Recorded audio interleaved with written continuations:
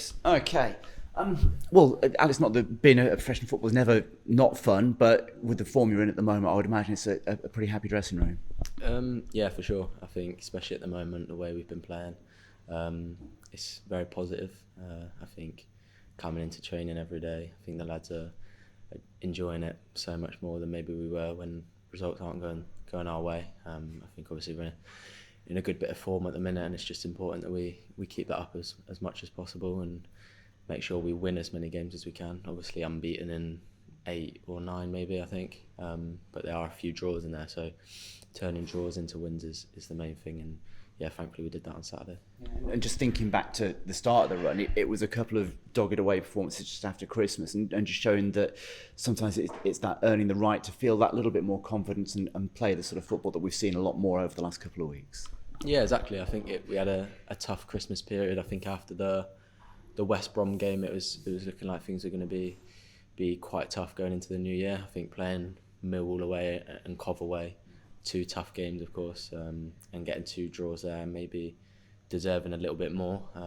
I think that set us going in the right way in the new year, and I think we haven't really looked back since those games. I think obviously drawing away at Millwall, it's never an easy place to go, and I think since then, like I said, we haven't really looked back, and results are definitely going our way at the minute, but it's important we keep our heads down and yeah, keep performing. And when you look at the sort of the average age of the squad, you've got plenty of experience in there, but there are a lot of young lads there, and it just it kind of, this is where you learn what it takes to be consistent week in, week out in such a brutal division as the Championship. Yeah, of course, and I think it's important to have that different age categories in the team. I think we've got some older lads in the team. They probably aren't too thankful that I'm saying that, but yeah, there are some older lads in the team, and obviously some younger lads coming through, and I think having that balance between the older players and the younger lads is important for any team, and especially in the Champ at the minute. I think having the energy that the young lads bring and then the wise heads that the older lads bring is important. And since the sort of slight change of formation and going forward at the back, you've had a little bit more advanced role. I'm sure, like any pro, you're happy to be on the pitch wherever you are, but it does look like you've really enjoyed that number 10 position.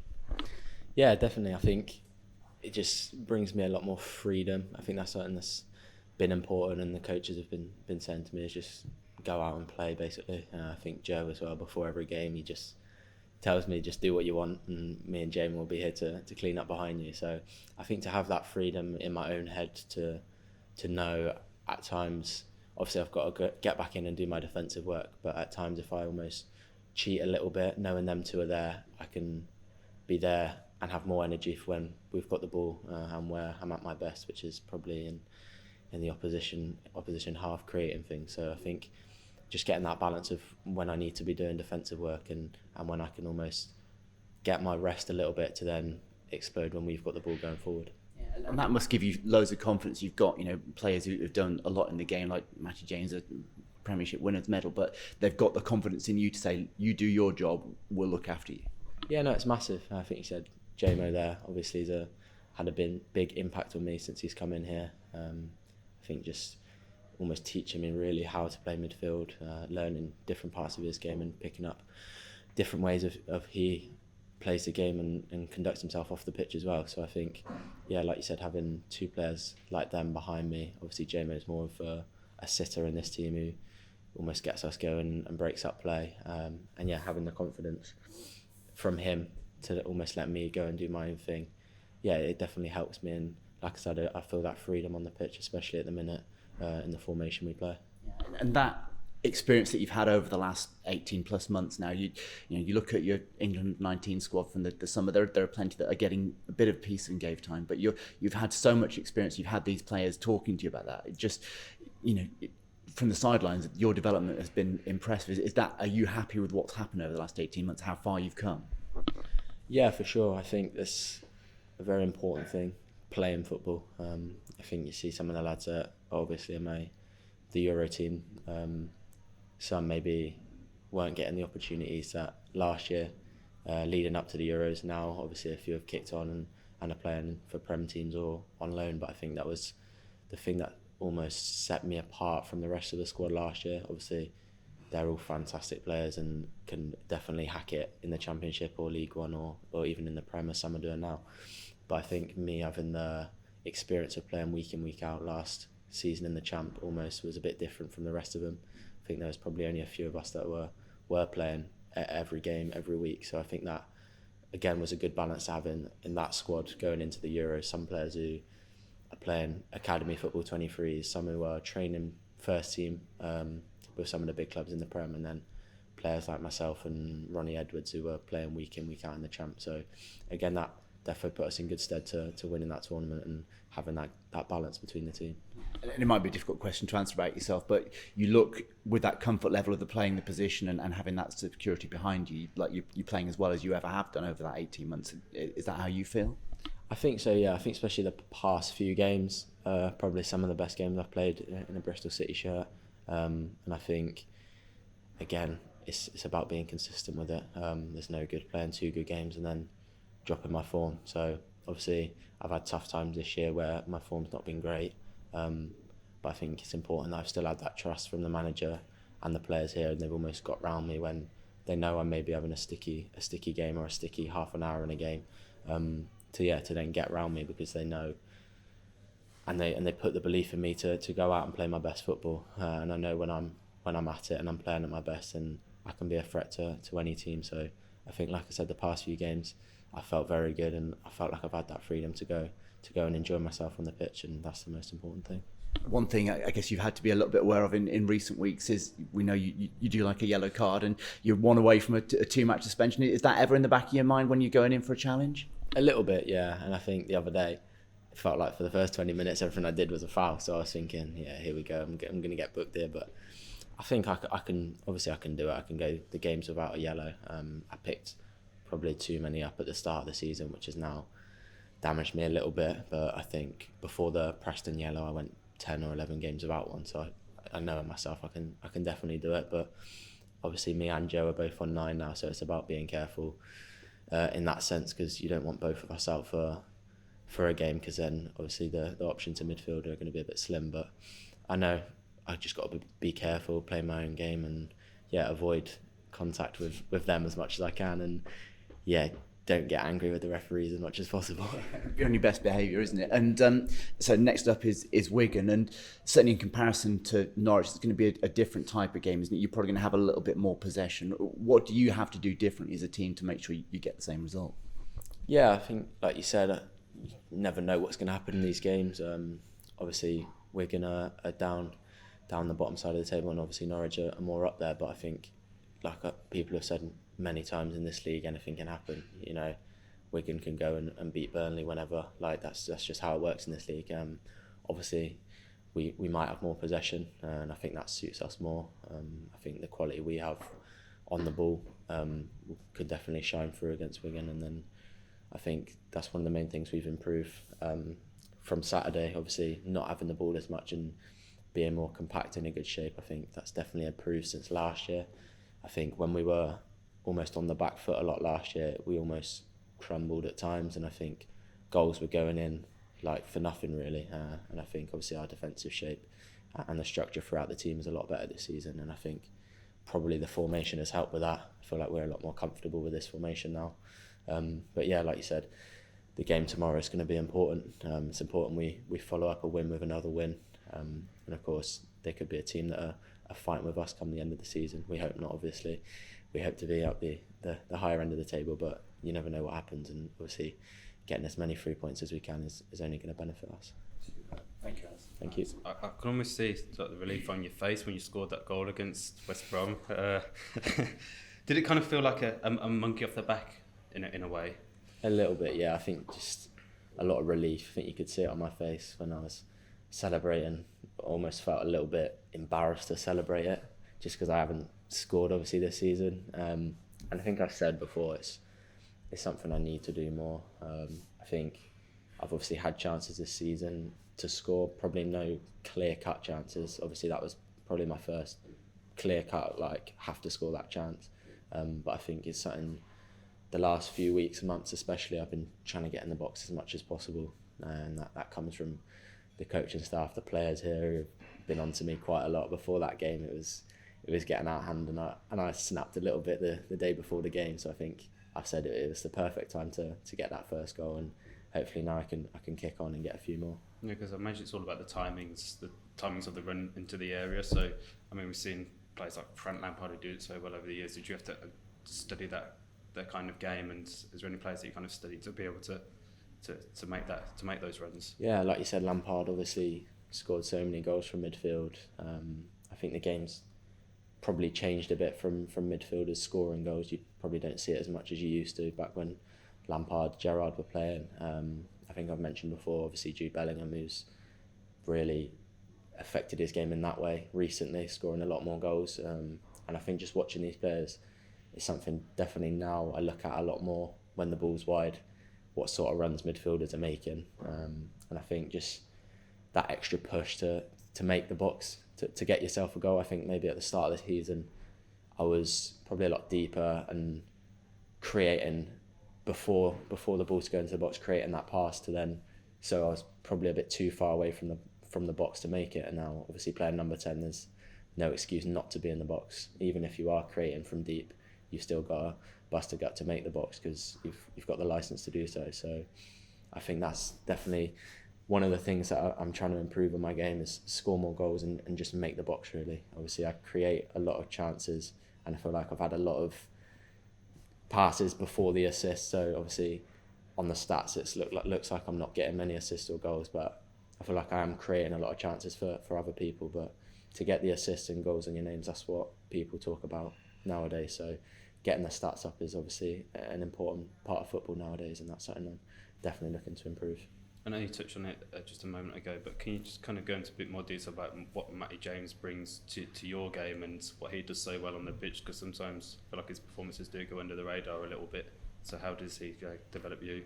He's a massive player for us. I think a leader within the dressing room. Obviously, Andy's been given the captaincy, and obviously Jamo's another one who could easily have got it. I think obviously when Andy's not on the pitch, he's the captain for us. So I think what he brings on the pitch and off the pitch is massive. Just speaking to me, I think he knows. Obviously, I'm a young kid, but I'm not 16, 17. He knows I'm a mature lad and I can deal with things on my own. But I think the experience he brings, like other players, of just speaking to me and getting the best out of me. He knows not to shout at me or have a proper pop at me, but he knows what to say to me to get a bit more out of me. And yeah, before games just gives me the confidence to go out and the license to go and play and have that freedom. Like I was saying before, him and Joe and Nazy, when he's playing there, the main ones behind me who almost look after me a little bit in there. So when I know they're behind me and they're sitting and almost mopping everything up, they just say to me, do what you do, go dribble past players. If you lose the ball, it's no problem. We're going to be here to mop things up. So yeah, ever since he's come at the start of last season, I think he's just been a massive influence on me. And like you said, definitely goes under the radar and I think deserves like a lot more respect. I think he's well respected here within the players and the coaching staff, and what he brings to the team definitely goes unnoticed. And I think the quality, if you just watch him on a match day, the quality he brings with his passing and his decision making is massive for us. So yeah, like I said, an important player and an important person for me in my short career so far.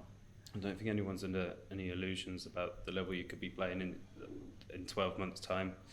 Given all the noise that comes around you, how important is that support system to keep you focused on the task at hand? Yeah, it's huge. I think obviously it's impossible to get away from the talk, especially nowadays with social media. I try my best. I don't really read into anything. Tell my mum off when she reads into it and starts saying stuff to me. I just tell her to leave it alone. That will take care of itself, whatever happens. But yeah, obviously it's important to have good people around me. My dad's massive on that. Always speaking to me, making sure I don't get ahead of myself. And then the lads here, the older lads who have been through it for plenty of years, being in the football game, Andy, Kingy, who I speak with all the time and I'm very close with. So I think having the players here joint with the family at home, it's easy for me to ignore it and just focus on my football. When you moved over here as a 16-year-old, did you move on your own or without your family? Yeah, I moved over on my own to live in with like a digs that I've never met before. So I think that matured me definitely. Moving over at 16, obviously I didn't know how to cook, clean, do anything.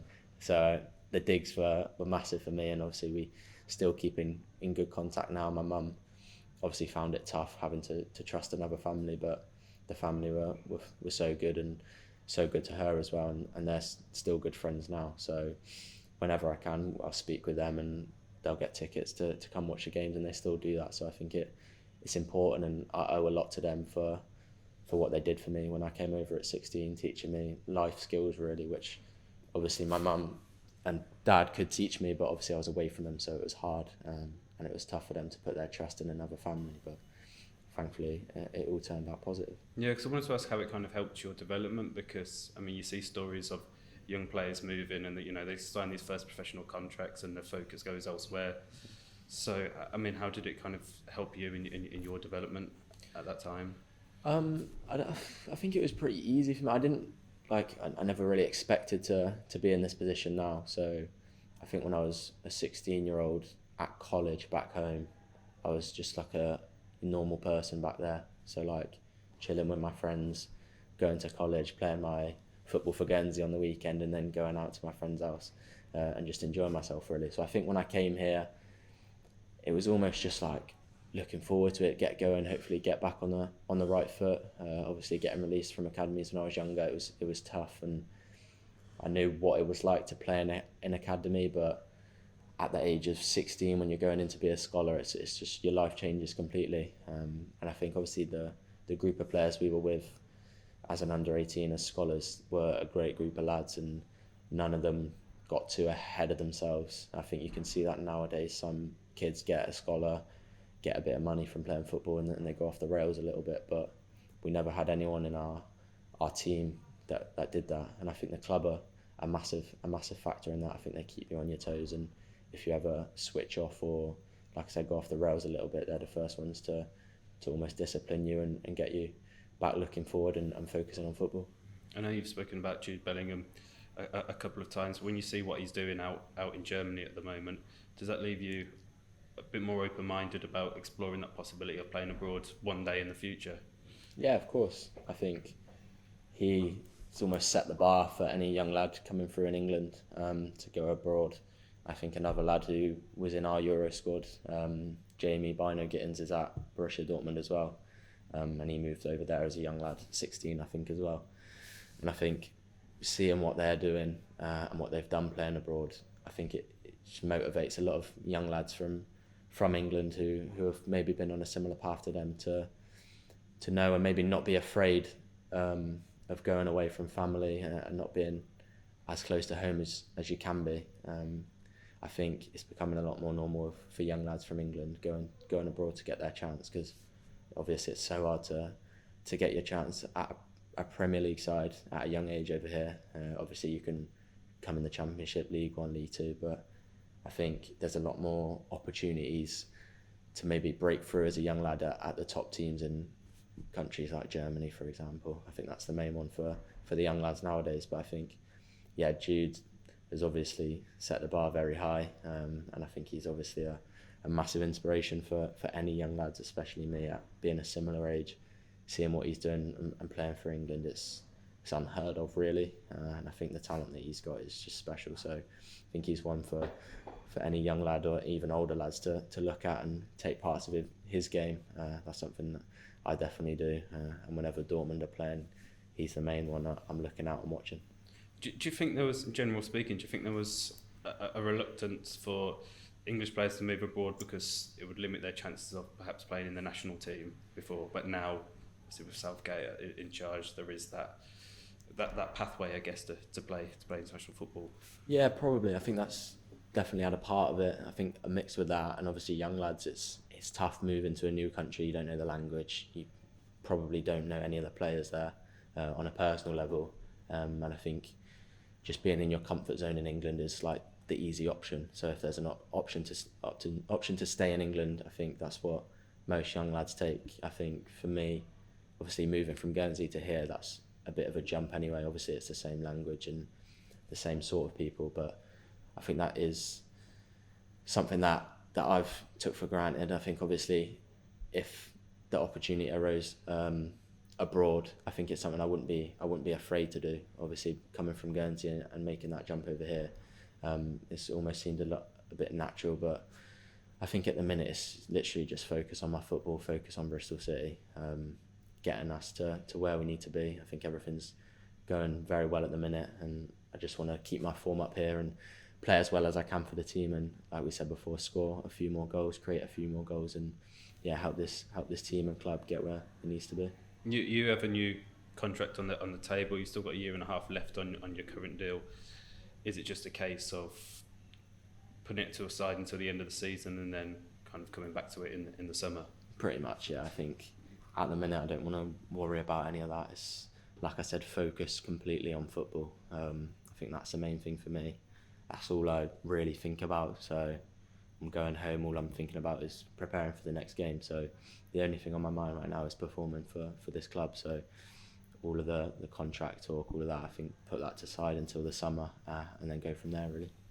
And Tommy Conway, obviously, your flatmate, how was he doing with his injury? How was it living with a guy who's... obviously he was struggling at first, as anyone would be. And obviously when you're injured and you're seeing the team do well, it's obviously good. Your team's doing well, but you feel like you're missing out and you're not involved. I think it was tough for him at times, so I tried to look after him as much as I can, cooking for him, cleaning the house while he rested his hamstring up. Obviously, his first session outside was yesterday, so I think he's made really good progress. And yeah, you should have seen his face yesterday morning when he knew he was back outside. He was buzzing. So I think happy for him that he's progressed well, and he's got that smile back on his face, and he'll be back in it. He'll be better than he was come the start of the season. I'm sure of that.